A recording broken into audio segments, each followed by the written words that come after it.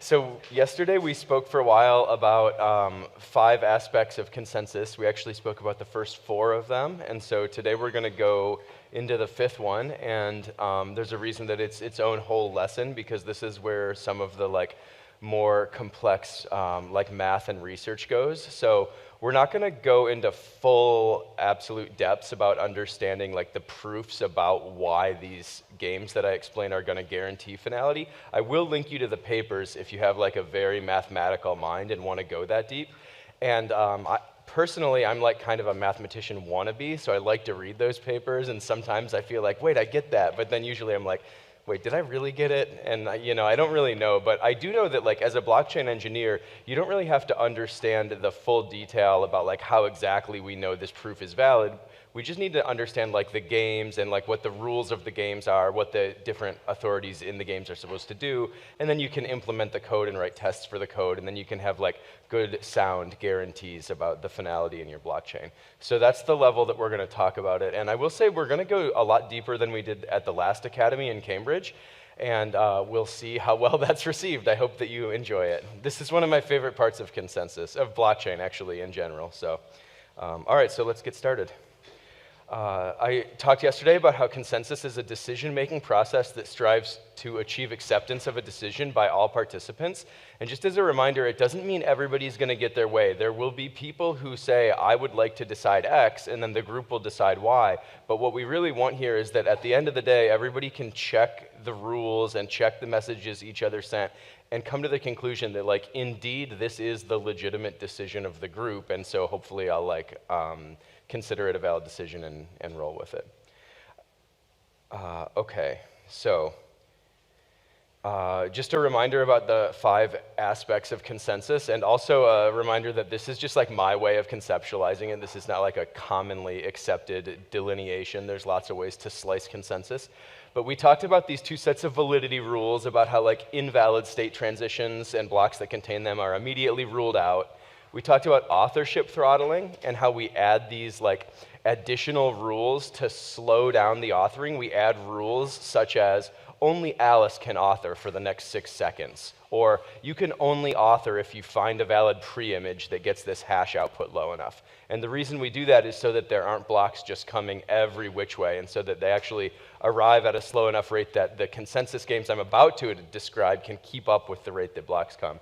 And then finally, we talked about fork choice heuristic, which is actually not a hard and fast rule. It's actually a locally run rule. It's the kind of rule where each node is applying the fork choice rule to come up with their own personal understanding of what's the best block right now. So the final piece of the puzzle is how we go from reducing the state space down to just a handful of candidates, deciding which one we think is best, to all agreeing globally on which one is best, which one we've communally decided is the real one and will never be reverted. So that's what we're looking at right now. I think this has come up a little bit, but just to kind of formalize it, the idea is that we want these consensus games to work in adversarial conditions. So all of the people who are playing want to agree on something. That's why we have this blockchain. That's why someone participates in the blockchain, is because we all see the value in having this shared history of a state machine so that we have the kind of trustless infrastructure that I talked about at the very beginning of this module. But we don't trust each other. We don't all have the exact same incentives. We also know that some nodes could just make mistakes or be faulty. So for example, maybe I have some disk corruption, or maybe I have a power failure, or maybe there's a bug in my code. Or it might even be worse than that. Maybe I'm actually a bad actor who is entering the system with malintent, hoping that I can break it. Maybe I'm the kind of person who doesn't want you to have this trustless, unstoppable infrastructure, and I'm actually getting in here trying to stop it on purpose. And so that's the kind of adversarial environment we're operating in. And so basically, the nodes in the consensus games will treat each other with this high degree of suspicion, and well, for these reasons. Okay, so we're going to start out by considering the simpler problem that I call one-shot consensus. It basically means we're trying to make one decision, and then once it's made, we're done, and we just all go home. That's the end of the day. This is different from blockchain consensus, where we want to keep deciding more and more things over and over. That part's coming up later, but we'll start by studying this simpler one. So when you're talking about one-shot consensus, where there's a single decision to be made, and that's all, there's basically 3 desirable properties that we want the outcome to have. And what we want is for all of the, so remember, there's some protocol. I'm going to describe several protocols that we can use. And hopefully most people are honest. People are following the protocols. But as we just said, some people won't. Some people will be malicious. So the 3 desirable properties we want is that for all of the honest people, all of the ones who are actually following the protocol correctly, we want them to terminate, which means that eventually they're going to reach some decision. We can't stall the decision making forever. We can't just like filibuster this process until it's too late for the decision to be relevant. So termination is one of the properties. The next one's agreement. So, it's called consensus, right? We want to all reach consensus. What we don't want is for all of these honest parties to follow the protocol and all end up with different understandings of what we decided.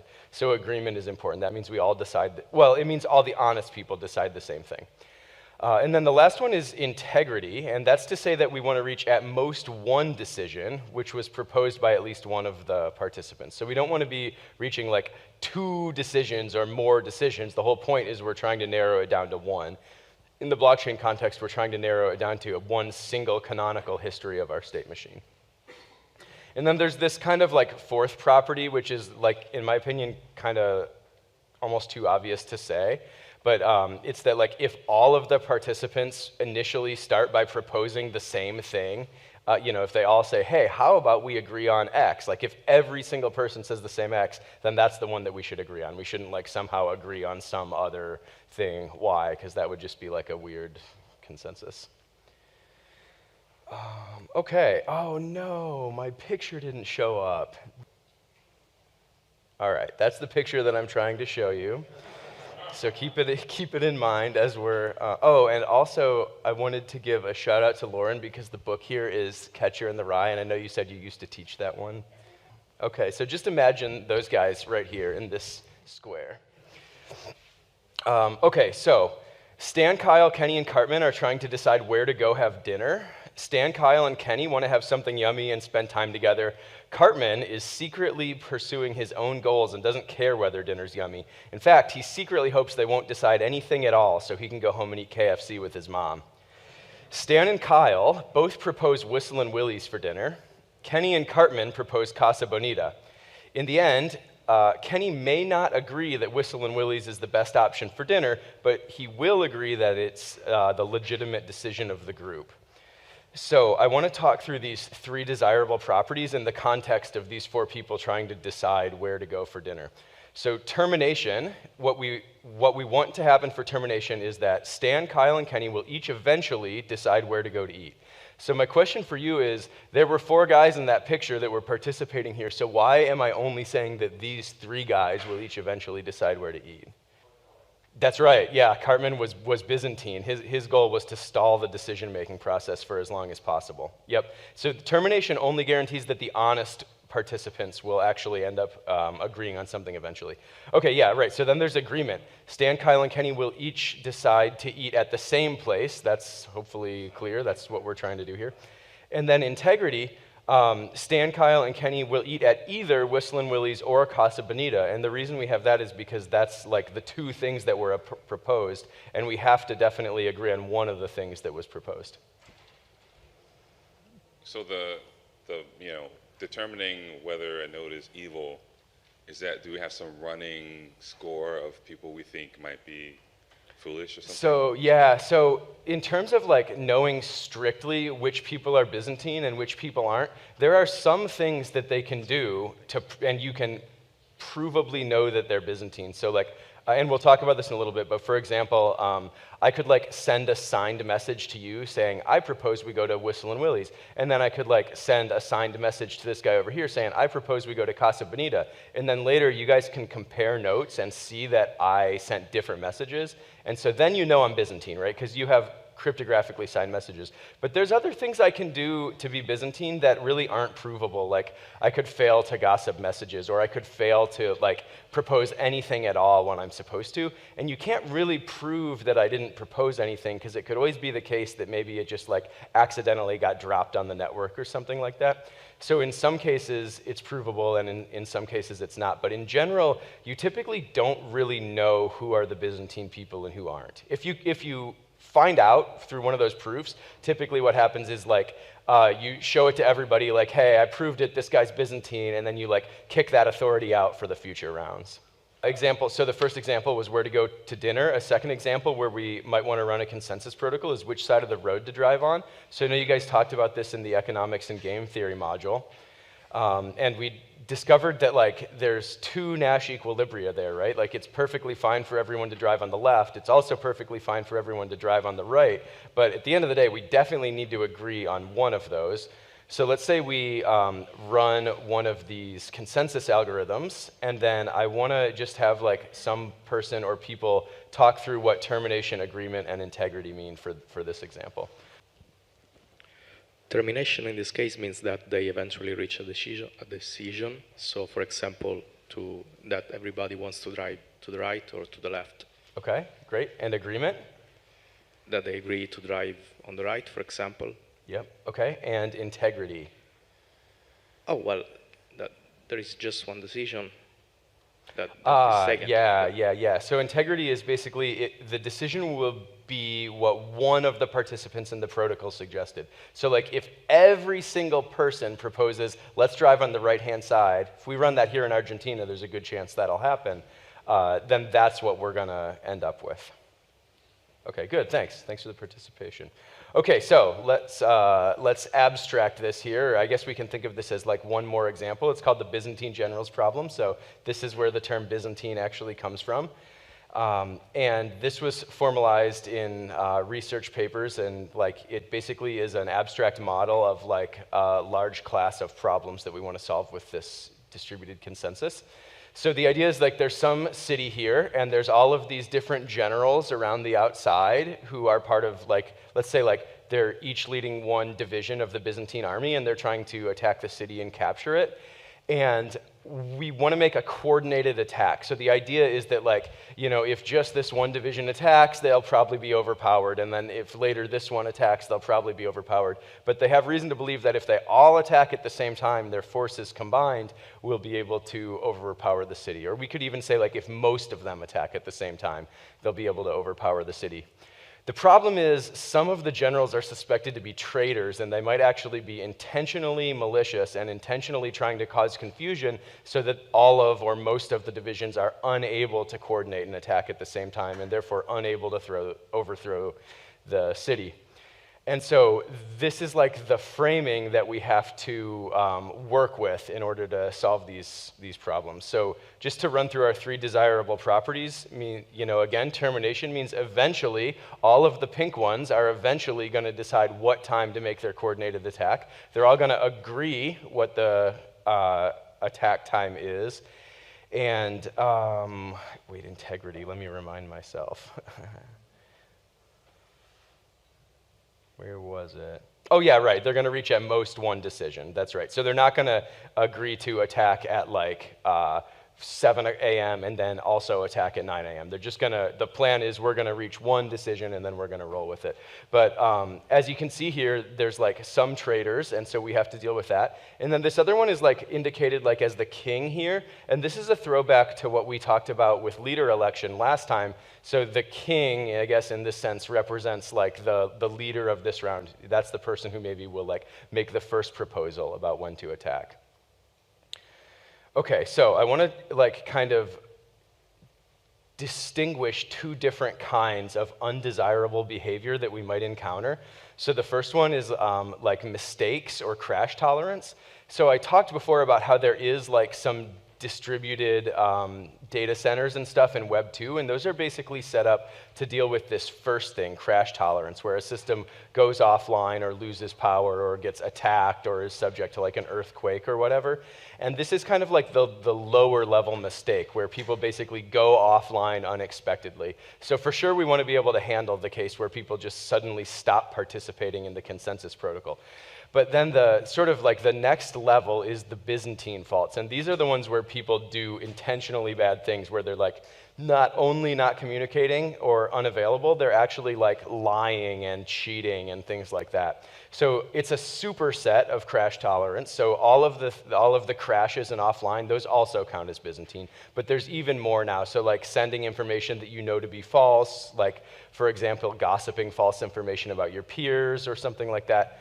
Or even equivocating, which is the example I gave earlier, which is typically the provable one, where you say one piece of information to some peers and a different piece of conflicting information to other peers.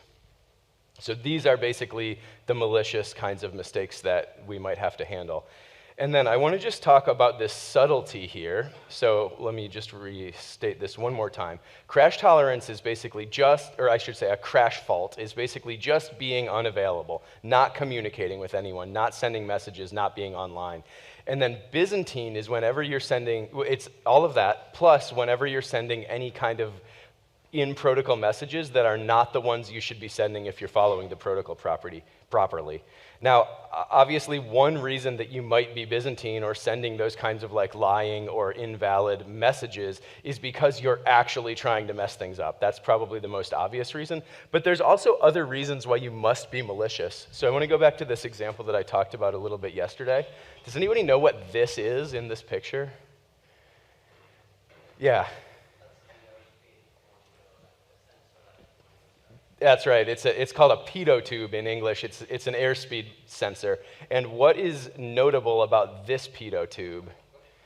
It's iced over, yeah. So the way this thing works is there's a little hole right here that reads like the ambient air pressure, and there's a little hole in the front, and when the plane flies forward, air gets jammed into here, and like you compare those two pressures, and the harder the air is getting jammed in here, the faster the plane's flying, and that's how you measure the airspeed. But when it gets iced over, air can't go in there, and then this thing fails to give you the right airspeed, which can be really bad if you're trying to actually control this airplane.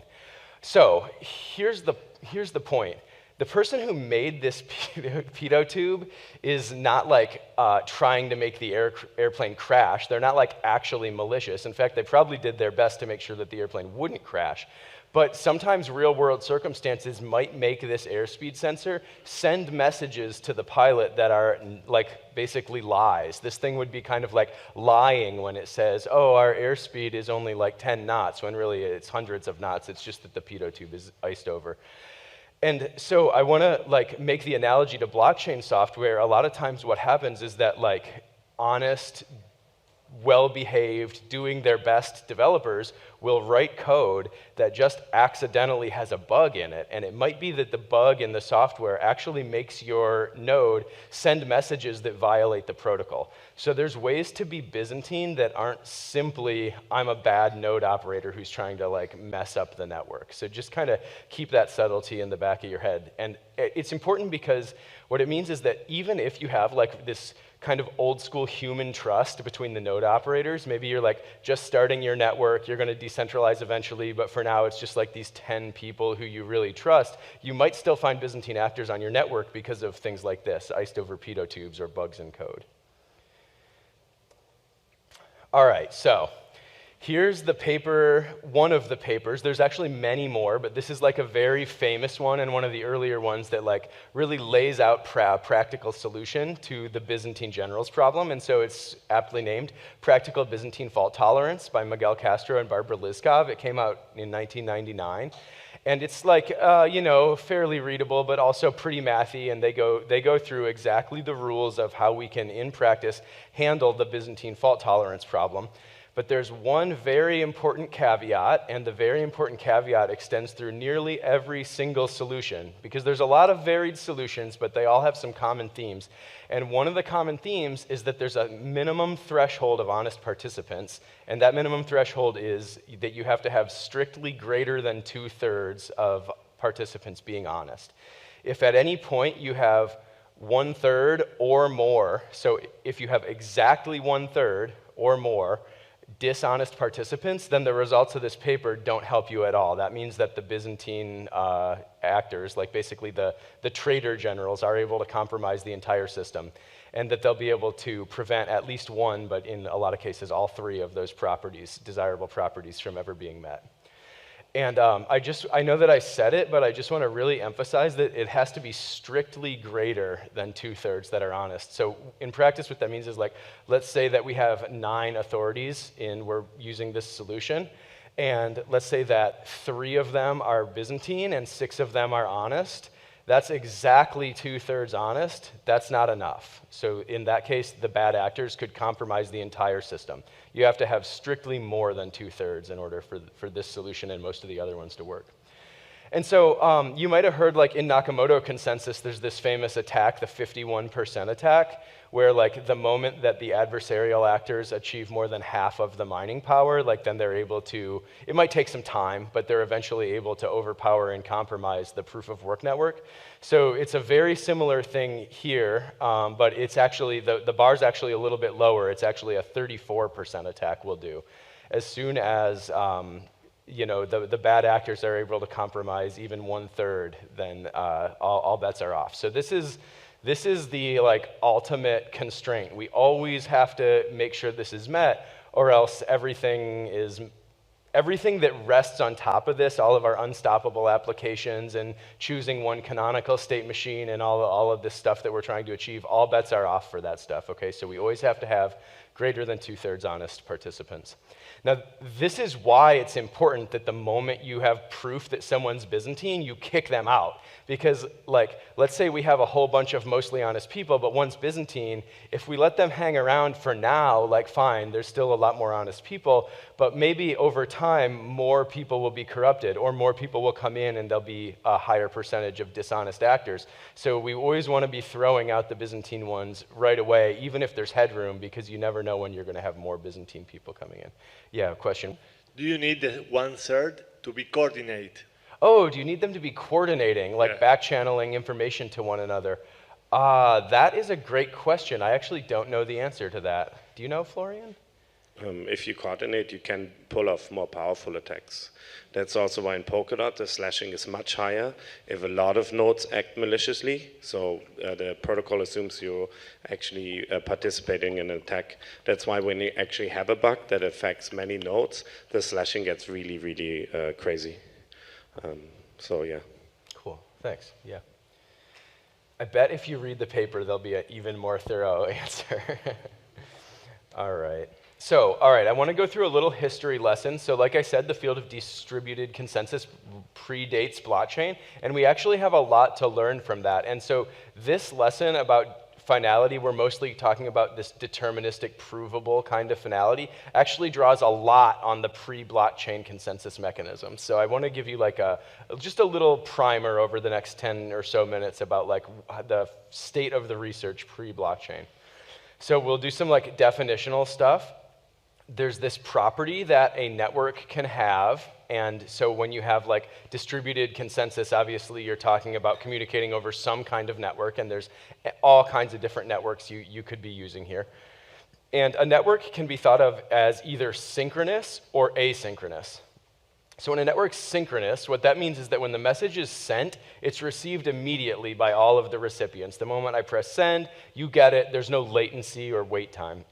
And the opposite of that is asynchronous. And so when a message is sent on an asynchronous network, it might be received after some delay, it might not be received ever, and the sender doesn't know whether the message is received or when it's received. And then because of that, it might mean that messages are actually received out of order or received in different orders by different parties. So the asynchronous network is definitely like more chaotic and harder to deal with. But unfortunately, it's also like a more realistic model of like our network, our internet today that we're actually going to be dealing with. And so then what a lot of researchers did was introduce this like compromise concept of partially synchronous network. And what it means is that when a message is sent, it may be received after some delay, up to some maximum delay t. And after this time t, it is eventually like received by all parties. So we know that there's some latency, but we have a bound on what the latency could be. And this removes the possibility for like just entirely dropping the message on the floor. And it's still the case though that they can be received by different parties in different orders, and they might be received in a different order than the order that they were sent. So yeah, as I say on the slide here, it's like kind of analogous to like real-time games. which is like asynchronous, versus a turn-based game, which is synchronous. So like in a real-time game, you can think about like a lot of video games, like the one that I always think of is Age of Empires, where I'm like taking my actions, and then over here someone else is like controlling their army in some way, but I don't know what they're doing yet. They don't know what I'm doing yet. Eventually maybe we'll clash and figure out what each other were doing. But then on the other hand, you think of a turn-based game like tic-tac-toe, where we're sitting here at the same board, and like if it's my turn to write an X somewhere, no one else is allowed to go until I mark my X, and everybody finds out about it right away. So that's just like an analogy that I keep in mind. Okay, so let's just like, to get our heads around this concept, let's just classify each of these. Imagine a telephone call, like an old Web 0 style telephone call, where I pick up the phone, I dial, someone's on the other end, and we have this conversation. Is that like synchronous communication or asynchronous communication? Yeah, that's synchronous, exactly. Like when I speak something, I know that the other person's hearing it, and I just sit there and wait. I don't do anything else for them to answer or say something back, okay? So there's no like multitasking involved. There's no like, having another call from another person in the meantime. That's totally synchronous. So how about mail communication? Yeah, mail is async. I'm gonna mail you a letter. It's gonna be like probably days. I'm gonna go do other stuff. And even when you get it, you might not answer it right away. You might get mail from someone else and answer it first and then get back to answering me. My message might get lost in the mail or whatever. Okay, so how about text message? Kind of depends on your style. It could be either. Sometimes you sit there with your phone and answer right away, and you're basically having a conversation. And then element chat is kind of basically the same as like text messaging in the regard that like sometimes you sit there chatting back and forth, doing nothing else, answering in real time. Other times you like fire off an element message, go do something else, you come back the next day and someone has answered. So that's the division between synchronous and asynchronous. And it's not a property of consensus mechanisms. It's a property of the networks over which the consensus mechanisms operate. So the second property that I want to introduce, and this is a property of algorithms, is that some algorithms are deterministic and others are probabilistic. So deterministic means you get the same outputs you get the same inputs 100 times, you're going to give the same outputs all 100 times. There's no information to work with other than the inputs to the algorithm. The opposite end of this spectrum is probabilistic, and that's where you can give some algorithm a number, and you might get a different output based on any number of things that are basically considered randomness. Did you want to speak back there? Okay, Mike's coming. All the way in the back.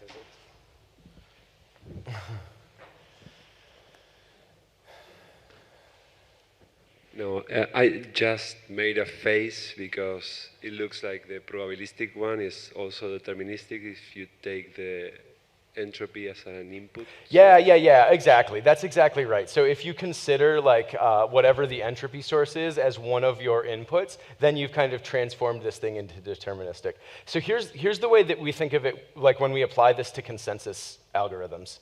So you think of like the messages that you're getting from the other participants as the inputs, and then the entropy is some process that you do locally, like rolling your own die, that no one else on the network knows about. So that's how we make the distinction here. But your observation is exactly right in general. Okay, so hopefully that's pretty clear. And that brings us to this like one of the most infamous results in the history of traditional distributed consensus, and that's called FLP Impossibility. So the acronym just stands for the authors. I think it was Fisher, Lynch, and Patterson, but I might have that wrong. But the main point there is that you don't have to remember like some vocab words that stands for. It's just people's names.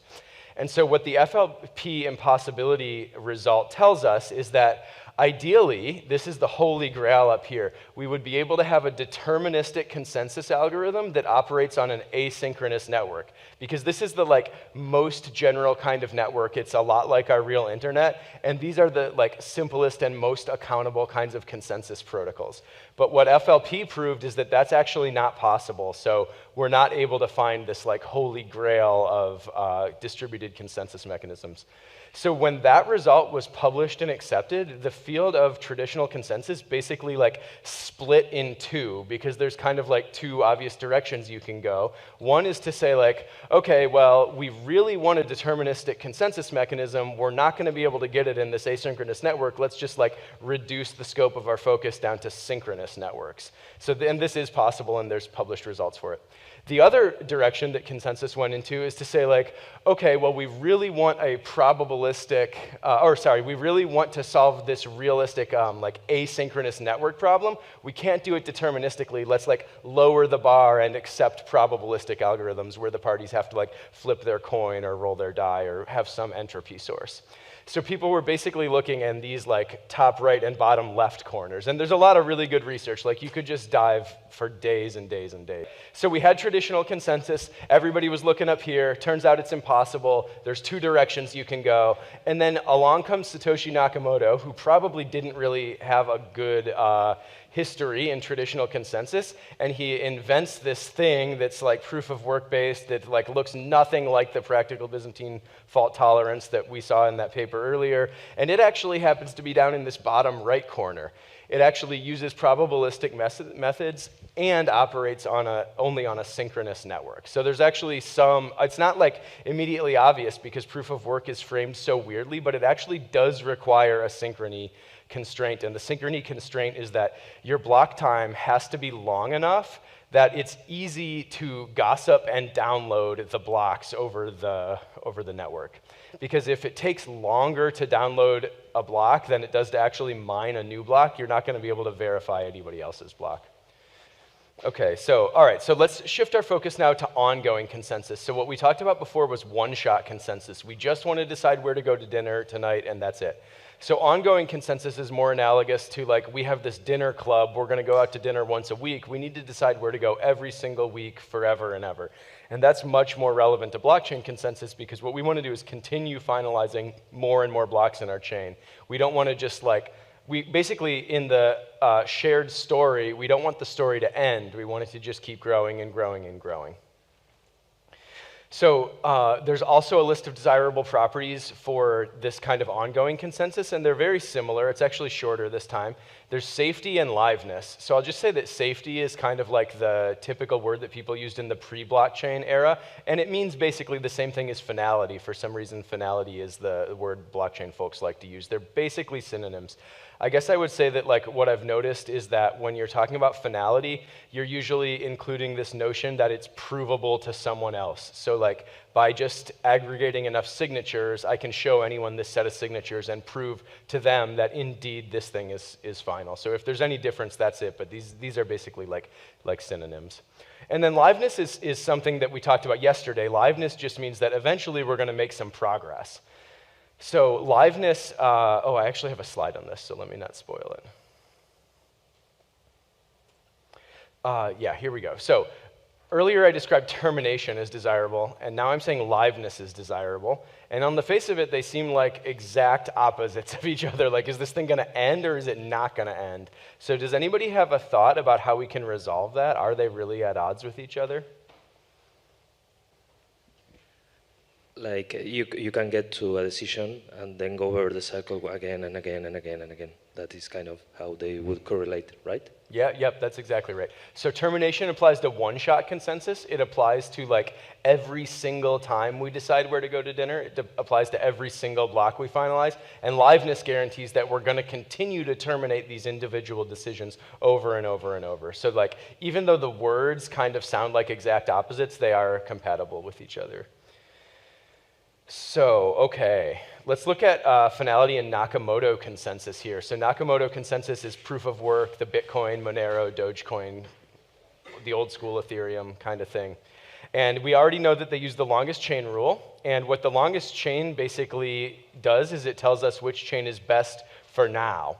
Now, we talked about reorgs yesterday. It's always possible that someone could like fork off earlier in the chain and start mining their own chain, and with like low but non-zero probability, they could always end up with a longer chain. And actually, the more mining power they have, the more the probability goes up and up. And when you get to the 51% threshold, then it's actually more likely that they'll get a longer chain than that they won't. So in Nakamoto consensus, we don't really have any absolute or deterministic finality. We only have probabilistic finality. And that just means that like as the chain gets longer and longer and longer, as more and more work accumulates on the chain, we get more and more certain that the blocks that are buried deep in the chain are final and will never be like reorged away from them. But it's always possible, it should always be in the back of your mind, like, ooh, we could do this really deep reorg. And the thing that always kind of weirds me out about this is that you're inclined to sort of think about it like, oh, an attack could start at any moment and someone could start trying to do a 51% attack and we'd have to be ready to defend. But the reality is that there could be a long-running, ongoing attack. Someone could have been mining a longer chain for the past year or 2 years and just kept that chain private. And at the moment that they want to, they can release that chain and make it public and everybody would reorg to the longer chain. Or, oh, yeah, go ahead.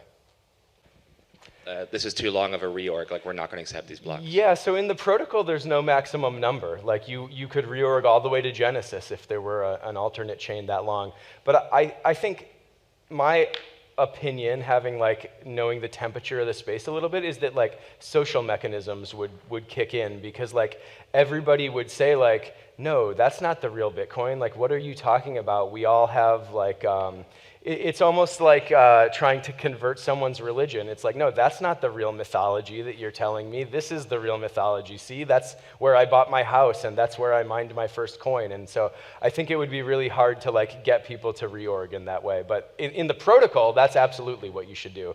Now, like, where's the boundary, right? Is it 6 blocks or 10 blocks or 100 blocks? I don't know. Yeah. Yeah, could you go into detail why you say blockchain is a synchronous network? What I said is that Nakamoto consensus requires the network to be synchronous. But the blockchain is synchronous, no? So synchronous versus asynchronous doesn't describe blockchains, it describes networks. It describes the networks on which decentralized protocols operate. And so the claim that I made was that in order to run a blockchain with Nakamoto consensus successfully, you need to be running on a network that is synchronous. And so the reason is that if, so it actually can be partially synchronous, but it needs that time boundary. It needs that like, you're gonna get this message eventually. And here's the reason. Imagine that we have like arbitrarily long time delays in how long it might be before you receive the message that I send. So imagine that I mine a block, and then I send it to you, but you don't hear about it for like an hour or a whole day. In the meantime, I'm mining more and more and more blocks on my chain before you've even heard about it. And because of that, I'm able to continue extending the chain all by myself. No one else actually has a fair chance to mine on the chain that I'm creating because it takes them so long to even hear about my blocks. So when there was this, back in 2017, there was this Bitcoin scaling debate, whether we should make the Bitcoin blocks bigger or keep them fixed at 1 megabyte. And there's a lot of good arguments on one side and one good argument on the other side. And the one good argument to keep the blocks fixed is exactly this one, because as you make the blocks bigger and bigger and bigger, it takes longer and longer and longer to download them. So I mine my block, I send it over to you, I get to start mining right away. You have to wait to download 1 megabyte worth of data before you get to start mining. So I have a little head start. And the bigger the block gets, the bigger my head start gets. Yeah, in the back. You're mentioning the longest chain rule. Do you mean the number of blocks in the chain? Yeah, that's how I'm using it here. We talked a little bit yesterday about how it can also kind of mean maybe like the most accumulated work in the chain. I'm basically gonna gloss over that distinction most of the time, but in reality it can be important. Do you want to say something about it? Yeah, I just wanted to mention that it can be, sometimes it can happen that it's fewer blocks but more work. Yeah, so it's exactly. not necessarily physically the biggest number of blocks. Yeah, yep, very good point. So, okay, so Nakamoto consensus represents probabilistic consensus, or I should say probabilistic finality. And it's probabilistic because we're ever more certain that we won't have a deep reorg, but it's always possible. A stronger notion of finality is deterministic finality, and that's what we get from these BFT-based systems, the pre-blockchain, like conventional consensus mechanisms. And as I said, there's always some honest majority threshold, and it's usually greater than 2/3. There's consensus protocol. That's what we're talking about today. We're about to deep dive on Tendermint and then on Grandpa. And they always assume an honest majority, or an honest greater than 2/3. And the question should always exist, why do we expect these guys to be honest? Shouldn't we expect them to follow game theory to do whatever most profitable for them? And so if we really want to have credible expectations that our authorities are behaving honestly, we always need to keep them incentivized with some kind of economic game so that the most profitable strategy is to follow the protocol properly. And so that takes us back to what I talked about yesterday, where we give incentives for voting for the right thing, or we give, more likely in this layer, we give slashing for voting for the wrong thing or for equivocating. Yeah, that's what I just said.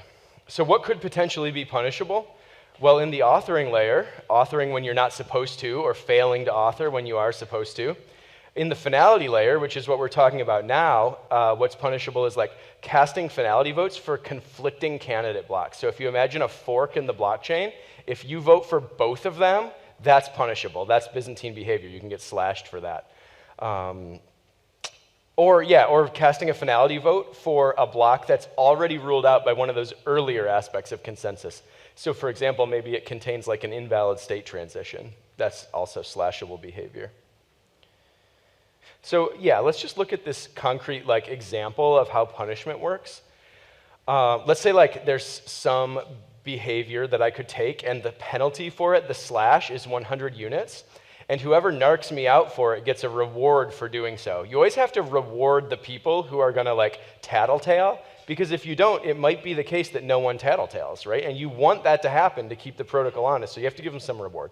So let's say the slash is 100 units, so that means I lose 100 units for getting busted, and the reward is 10%, so whoever tells on me gets 10 of those units. And so I plan to attack the network, and if my attack is successful, I'll actually gain 200 units worth of utility. So that's actually really good, right? I'm going to gain 200 units, and I'm only going to be slashed 100 units. So it seems like probably I should just do this attack, right? It's going to cost me something, but not as much as I'm going to earn. So the only problem is I ask some another authority to cooperate with me, and I say hey, I'll cut you in here. I'll pay you a little bit of this because maybe I can't perform the attack on my own. I need one other person to help me with it. And I'll cut you in. I'll give you 20 of the units to not rat me out, to not tell on me. So how would you respond here? What's the right? So let's say I'm trying to bribe you. I'll give you these 20 units. Don't narc me out. What are you going to do? Yeah. Do I only receive the 20 units if your attack is successful? Yes. Because I'm going to assume that you haven't been able to bribe enough people then. Yeah, bingo, exactly. So what I said here in my notes as my canonical answer, I would say, I don't believe you can actually carry out the attack because someone else will report you and take the reward. And then, yeah, you wouldn't get paid. So you always have to think about oh yeah, it's not just me. There's anyone out there can report to get the reward. Good thinking. All right, so let's dive into a few of these. We're going to look at two different deterministic finality mechanisms, okay? So the first one's Tendermint. This is what's used in the Cosmos ecosystem, and it could be built on Substrate and used in any other chain. It doesn't currently exist on Substrate, but it could. And Tendermint is sort of the simpler, closer to the traditional literature blockchain style solution. And Grandpa is sort of the newer, more exotic, but also more complex solution. Okay, so we're going to start with Tendermint. So in Tendermint, the authorship is tightly linked with the finality. So the authorship basically works just like Aura. It's like a round robin. There's some authority sets, and they all just take turns in order authoring blocks. Like I said, it's the naive but the simple BFT implementation. And at the end of the day, if the block has enough votes by the end of its slot, it's finalized, and otherwise it's just rejected for timeout, okay? So what that means is let's say here we are, 75 authorities, it's my turn to author, I send you out the block, there's some voting, it's actually 2 rounds of voting that we're gonna look at on the next slide or next couple slides, and let's say our slots are 10 seconds long. If by the end of the 10 seconds we have greater than 2/3 people voting to finalize this, then great, it's finalized. But if not, if we didn't achieve that in time, then we throw away the whole block. We say that block's not even going in the chain, and in the next slot, whoever's the next author, they're going to author a brand new block that's a sibling of the one I authored. It basically forks there. So Tendermint is often touted as like instant finality. That means like the moment you commit a block into your chain, it's already finalized. But it's a little bit of a misnomer or like marketing phrasing, because really what it means is that if finality doesn't happen instantly or within this fixed amount of time, we just throw the block away. So it's almost even worse. Like what they say is if we can't achieve finality, we don't even achieve liveness. We throw away the block that got authored. But it is still nice, even though I think the phrase instant finality is kind of like marketing hype, it is still this very nice property because Tendermint-based blockchains are forkless. You never have to deal with like two or more like actively considered chains, because if you don't achieve finality right away, then that block just becomes invalid. So that's the trade-off. So all those transactions are just trashed? So the transactions go back to the pool, and they can go in a future block. That's a great question, yeah. So like, yeah, if you like tried to spend some tokens, it's not like you have to literally send that transaction again, but it's just that it's not committed yet. But you know, you can imagine if that happens a few blocks in a row, the pool is just going to be piling up and piling up. It's going to be, you know, might even like overflow or whatever. So if you want to call it instant finality, that's fine. That phrase has basically caught on. People use it. But a better way to think of it is forkless. And to just remember, the way you achieve that is by sacrificing liveness when finality isn't working. So let's take a look at how the voting works. It's 2 rounds of voting. All of these BFT-based solutions are always 2 rounds of voting. And to give you a conceptual idea about how the 2 rounds work, in the first round, you vote for whatever you want to do, whatever your personal preference is. If you're running some fork choice rule, you vote for what you think the fork choice rule says. Then in the second round of voting, you vote based on what you've seen other people voting for. So if it turns out that a lot of people are voting for something other than what you did, in the second round, you change your vote to vote with the majority. And that's the high level of how these 2 rounds of voting systems work. So let's look at it in detail in Tendermint. Okay, so the first thing you do in Tendermint is you wait for a block. If it's your turn, you author the block and you gossip the block around, okay? But before you have a block to work with, there's nothing even to vote on at all. So once you have a block, you cast your pre-vote. That's the first round of voting. So basically, if the block is valid, either you authored it and you know it's valid, or you heard about it over the network and you checked it and you find that it's valid, then you pre-vote for that block. You send out a message to all of the other people in the network and you say, I vote for this block. Now, if the block is invalid, or if you didn't hear of a block by the end of some timeout, then you pre-vote nil. It basically says, like, I'm pre-voting that there's nothing to finalize here. I never saw a good block.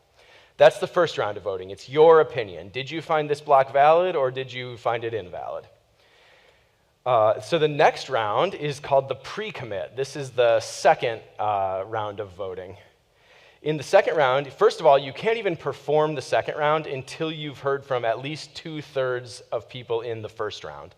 Now, you can choose to pre-commit the moment you've heard from 2/3 of people, or you can choose to wait a little longer just to get a little bit more information. And there's no really the only wrong thing to do would be to wait so long that the entire round ends and then the block gets thrown away. So if you happen to hear from 2/3 of people in the first round, very quickly, it might make sense to just wait a little longer and see just how many votes you can get. But you don't have to. You can pre-commit the moment you see 2/3 of votes. So, all right, if you don't get 2/3 pre-votes, then you pre-commit nil. Basically, if you haven't seen the threshold worth of people voting for this block in the first round, in the pre-vote round, then you say, no, we're not going to commit this. I vote not to commit this block. And on the other hand, if you did see enough people pre-vote, yes, I approve, this block is valid, then you pre-commit, yes, this block is valid. And then the last one is called complete or commit. I think in Tendermint they usually call it commit, but I typed complete because that's what we call it in Grandpa, so I think that's a tiny mistake there. So in this final step, you wait for 2/3 of the pre-commits. So you wait to see 2/3 of the second round votes. And if you see 2/3 of the pre-commits voting to finalize this block, then indeed you finalize it and it becomes a part of the canonical chain. And if you don't see that, even if you found the block valid and pre-voted for it and pre-committed for it, if you haven't seen enough other people, if you haven't seen more than 2/3 people pre-committing, voting to commit this thing, then you throw it away, and then we go on to the next round and we repeat. So I'll pause there and see if anyone wants to clarify anything. That sounds pretty good to me. What would be like any cons of this? Yeah, I mean, it is pretty good. It's deterministic finality, right? Everybody loves deterministic finality. It's also good because it's forkless. Like, oh, whoops, we got to go back.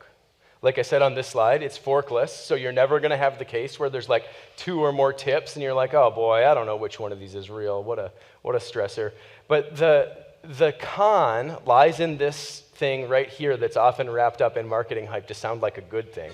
The con is that, let's say there's a little bit of network latency, like a little more than normal, and people are struggling to communicate their votes over the network. Or let's say maybe there was like an outage in one data center, and like 1/4 of the nodes are offline, so there's like barely enough nodes to even pass these thresholds.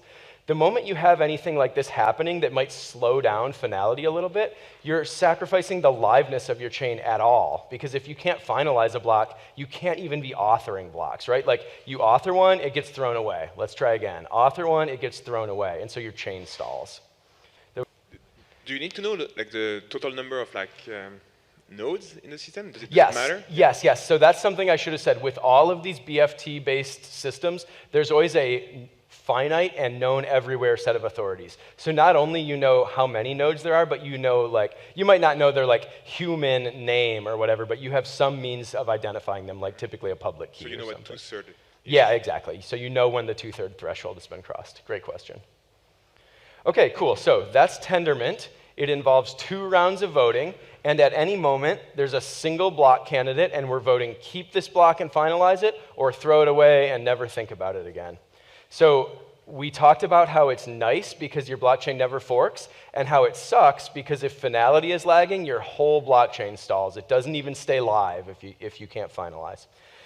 So this is a really good blog that summarizes everything I said, and there's a figure in here. Yeah, this figure, this like flow chart, is super good in my opinion. So it starts like right up here, and that you propose a block, or someone proposes a block. More often, you're going to hear it over the network. And then it just splits like at every phase, right? Like you either vote that it's valid or invalid. And then you wait for the pre-votes, and you vote, you either, wait, I'm lost myself now. Yeah, so then you pre-commit for it, or you pre-commit nil, don't finalize it. And then you wait for enough votes, and you either commit it, or you throw it away, and we start over. And so like, if you want to like study and review how Tendermint works, this is actually like a really good figure. And the way that I think about it is that the happy path, like when everything's working good and the blockchain is making blocks and finalizing them, we're always following this like outside path around here. And the inside path is when things start to go wrong or be imperfect. So I just wanted to kind of shill that person's figure. So here's this concept of hybrid consensus. This is going to lead us into Grandpa. This is the abstract from the Grandpa paper right here. And I'm actually just going to read it, even though it's a whole paragraph long, because I think it's super valuable. All right, so classical Byzantine fault-tolerant consensus protocols, like Tendermint is based on, forfeit liveness in the face of asynchrony in order to preserve safety. So that's what we saw with Tendermint. When there's too much asynchrony, when we're not getting Tendermint votes through fast enough, we throw the whole block away. And that's what they mean by like forfeit liveness. Whereas most deployed blockchain protocols, so at the time when this was written, that's talking about proof of work protocols like Bitcoin, for example, forfeit safety in order to remain live. What that means is that we have this idea that you can always reorg. Nothing's ever truly finalized, but the advantage is that the chain always keeps growing.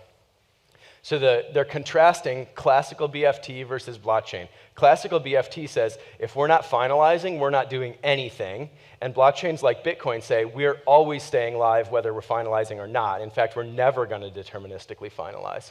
Let's see, in this work, we achieved the best of both worlds by proposing a novel abstraction called the finality gadget. A finality gadget allows for transactions to always optimistically commit, so the chain remains live, basically, you keep the authoring going, but informs the clients that these transactions might be unsafe. So we see new blocks coming in, we add them to our database, but we know that there's always a chance we're going to reorg away from them. As a result, a blockchain can execute transactions optimistically and only commit them after they've been sufficiently and provably audited. In this work, we formally modeled the finality gadget abstraction. Okay, blah, blah, blah. That was the part I wanted to read. Thank you for bearing with me there. So this is the paper that goes on to introduce Grandpa, which we're going to talk about next. But I think one of the biggest contributions here is not actually Grandpa itself, but this notion of the finality gadget and the notion of allowing the chain to stay live and keep authoring blocks, even when finality is stalled, with the hope that finality will come back shortly and catch up. So, Grandpa provides deterministic finality only. Tendermint provides deterministic finality and block authoring. So when you're using Grandpa, that means you need some external authoring scheme. So it could be Aura, it could be Babe, it could be Sassafras, it could even be proof of work. You could even go back and use old school Nakamoto proof of work authoring and then use Grandpa as a finality gadget to finalize your blocks deterministically, so you'll never reorg away from them. Kind of like Tendermint, but better, in my opinion. And the key difference here is that Grandpa finalizes whole chains of blocks, not just individual blocks. We don't have to run this finality protocol at every single block. Now, when things are going well on the network, that's exactly what we do, because it's nice for finality to stay close to the tip. It makes it unlikely that we'll have deep reorgs. But when things start to go bad and finality starts to lag, it gives us the ability to say oh crap, something bad happened, finality is now 20 blocks deep, we don't have to run 20 rounds of Grandpa to catch up. We can actually just run one round of Grandpa and finalize all 20 blocks in one swoop. So here's the main thing that I think is so much cooler about Grandpa. These finality protocols, these BFT-based protocols, Byzantine fault-tolerant protocols, they have high messaging overhead. They're all O of n squared. So that means that their graph is parabolic. It goes up, which is to say, as you add more authorities, as you decentralize the network more, the time complexity of the finality really increases. It's super linear. It's worse than linear. But the block authoring schemes, those are only O of n. You just author a block, you gossip it out to your n peers, and that's it, you're done. So it's linear. So the time complexity of these finality games is inherently worse than the authoring games. And when you tightly couple those or interlink them like you do in Tendermint, that means you have to slow down the authoring to match the finality gadget. What we do here when we separate them, when we do this hybrid consensus thing that I was just reading, is we allow them to operate separately. We allow the authoring to happen in O of n, which is as good as it can get, and it doesn't have to be constrained or throttled back to the O of n squared that the finality gadget requires. Hey, so it's a simple question just to confirm, but so it's O of n squared just because you have 2 rounds of votes? It's not just because it has 2 rounds of votes. It's because in the second round of vote, you have to wait to hear from the majority of your peers in the first round. So if it were just a matter of I have 2 different votes to cast, I'll send it out to n peers, and then I'll send the other one out to n peers, that's still O of n. It's twice as hard, but it doesn't grow quadratically. So the O of n squared comes because you have to wait to hear from the peers in round 1 before you can vote in round 2. Oh yeah, it's what you said, that first you say what you want to do, second you tell what you heard others to do. Yeah, that's it. Okay, makes sense. Yep, very good question. Okay, go ahead. What is the concept of finalizing a block itself? Yeah, so that's a great question. So when we say that a block is finalized, that means we're never going to revert it. We're never going to reorg away from it. Even if we see a longer chain or a chain that otherwise would be preferred by our fork choice rule. Once it's finalized, we're only going to consider chains that descend from it. If we're voting on chains, with Grandpa, is there a scenario, a best case scenario where the chain that we're voting on has 1 block? One block beyond what's already finalized. Yeah, absolutely. That's like normal operation, basically. When latencies are low and communication is good, that's what happens. Yeah. So at that point, it's very similar to what Tendermint is doing. Very similar, absolutely. So the difference, Grandpa, it isn't that Grandpa's so much better all the time. It's that when things start to get rocky and your chain starts to get attacked, Grandpa is better in those cases. My other question is, how on earth is achieving 6-second block times with this O and N squared. It just puts an upper bound on the authority set size, right? N squared isn't so big if N is 2 or 3 or 4. Now, I'm not saying chains are that centralized, but it definitely does put an upper bound. And the better the network gets, the bigger even a Tendermint chain can scale. But you don't want to scale your authority set so that it's as big as possible under good networking conditions. You only want to scale it to the point where it's still going to work under the worst possible network conditions. So a grandpa round, I want to just tell you in advance, a grandpa round is very similar to a Tendermint round. So everything you understood about Tendermint, keep it in mind. Don't partition it off as a totally separate thing. It's still going to be useful here. So in a grandpa round, each validator broadcasts a pre-vote for the highest or otherwise best block that it thinks should be finalized. So same exact thing. The first round is called pre-votes. You vote for whatever your local fork choice rule says is best. So let's just say longest chain. If a supermajority of validators are honest, this block must extend the chain that was previously finalized. So this is an important thing. When we talk about fork choice rules, yesterday I talked about the longest chain rule. We have to modify every one of our fork choice rules slightly so that it's actually the longest chain that extends the finalized chain, not just the longest chain overall. Okay, right, and so this new chain could be several blocks longer than the last finalized chain. So this is different from Tendermint. Like I said, we can finalize several blocks in one go here. So let's see how it works.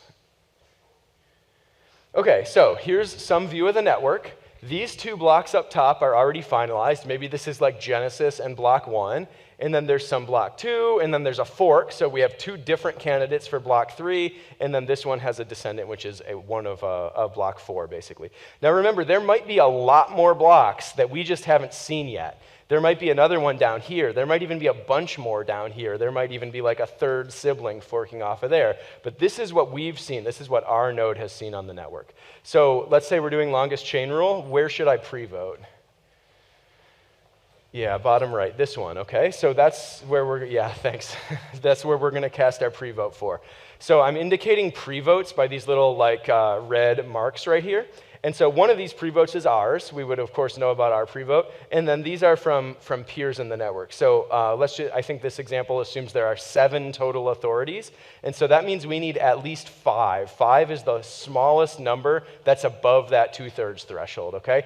So when we only hear of a few pre-votes, there's nothing we can do other than sit and wait for more pre-votes to come in. So we have to wait for at least 5 pre-votes before we can move on to the pre-commit phase. So what's different from Tendermint is that in Tendermint, you're either voting keep this block or ditch this block. Whereas in Grandpa, you're voting this is the best block that I think we should keep. So the crux is that all of the votes, both pre-votes and the pre-commits that we're going to talk about later, they flow up the chain. So when you vote for a block, you're also voting for all of its ancestors. So this block only has 3 pre-commits for it. This one has 5, the 2 that are explicitly marked here, and these 3 that flow up to it. And this block also has 5, because all 5 of these flow up to it, and this block doesn't have any. That we've seen. Remember, every node has their own view of the network, and it might be that there's other pre-votes flying around for this block, or other blocks that we just haven't seen. Okay, so each validator computes the highest block that can be finalized based on the set of pre-votes. So this is the same thing about the common ancestors that I talked about. So we refer to this block as the pre-vote ghost. So there's a vocab for you, the pre-vote ghost. The pre-vote ghost is the best block that has the threshold, so 5 in this case, number of pre-votes. So we're just going to mark it with red. This block is our pre-vote ghost because it's the best block that has at least 5, at least strictly greater than 2/3 of the pre-votes. Now, if we saw another pre-vote come in over here, that would be fine. This is still the pre-vote ghost because these ones don't have, enough pre-votes to have it. All right. So we define the round estimate as the highest ancestor of the pre-vote ghost for which it's still possible to pre-commit. So when there's no pre-commits yet, the estimate starts out as the pre-vote ghost. which I'll assign here. So remember, we had like 3 pre-votes here, 2 pre-votes here. Maybe there's more pre-votes flowing in, but that's irrelevant now because at this point we've marked the pre-vote ghost in red, and now we've marked the estimate in pink. And so just to give you an indication of what might happen, the estimate might flow up the chain. It might gradually progress to like worse and worse from our perspective blocks. Because again, just like in Tendermint, at this point, when we pre-commit, we're pre-committing for what other people have seen. So when you cast, wait, let me just go to his next slide here. Declare and cast it, yeah, okay. When the estimate extends the last finalized chain, then each validator will cast a pre-commit for that chain, so for the estimate, which basically was the pre-vote ghost. So once we have this one marked, you cast your pre-commit for this block, for the pre-vote ghost in this case, okay? So just like before, you're casting your pre-commit based on what you saw at least 2/3 of people do in the pre-vote round, in the first round. I want to just pause to say, I have good news. If this is not 100% clear right now, we're going to play it out manually as a board game on the whiteboards after our coffee break. So do your best to understand it, but you're going to dive deep on it in just a little bit. Okay, so here come our pre-commits. Now we've seen 4 people pre-commit here and a 5th person pre-commit up here. So before I even tell you, what do you think we can finalize, if anything? This one. We can finalize this one because this one has a threshold, at least 5, at least greater than 2/3 of pre-commits. Now it might be the case if we're a little bit more patient that we see a 5th pre-commit come in here. In that case, we can finalize this one as well. Ta-da! So with Grandpa, you always decide something is the best finalized block at the end of every round. Now in the worst case, that's going to be the same thing that was already finalized. In the best case, it might go all the way down here to what you thought was the best chain. And so it's not, unlike Tendermint, it's not just one block at a time. So, summary. Networks can be asynchronous or synchronous. Consensus protocols can be deterministic or probabilistic. And we know that the holy grail of asynchronous and deterministic is impossible. I didn't really talk about this one. Consensuses like Nakamoto consensus can be totally open participation, but the deterministic ones always have to be finite participation. You have some fixed known set of authorities. There's always some assumption that at least some threshold of our participants are honest. In the PBFT ones, it's strictly greater than 2/3. And in decentralized systems, we use economics and game theory to incentivize people to follow the protocol honestly instead of doing whatever thing might be best for them. Okay, so that's it. We're going to take a coffee break. We'll just break for 15 minutes. And then we're going to play the board game out in the chill area.